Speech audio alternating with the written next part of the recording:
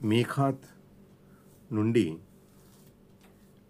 లేదా దాని కంటే ముందు ఇహ్రాం ధరించడం. 2. అరఫాలో ఉండడం మధ్యాహ్నం నుండి మగ్రిబ్ వరకు. 3. ముజ్దలిఫాలో ఉండటం జిల్హజ్ 10వ తేదీ ఉషోదయం తరువాత నుండి సూర్యాస్తమయం కొంతసేపటి వరకు. 4. రమీజిమార్ సైతాన్లను రాళ్లతో కొట్టడం. 5. రమీజిమార్ అంటే 3 సైతాన్లను రాళ్లతో కొట్టడం. 6. తల వెంట్రుకలు గొరిగించుకోవడము లేదా కత్తిరించుకోవడము.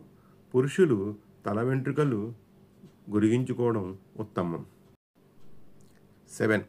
తవాఫే జియారత్ కుర్బానీ దినాల్లో అయ్యమే నహర్లో. 8. సఫా మర్వాల మధ్య సయి చేయడం. 9. తవాఫే విదా అఫాకి మక్కా బయట నుండి హజ్ చేయడానికి వచ్చేవారు మక్కా నుండి వెళ్లే సమయంలో కాబా తవాఫ్ చేయాలి.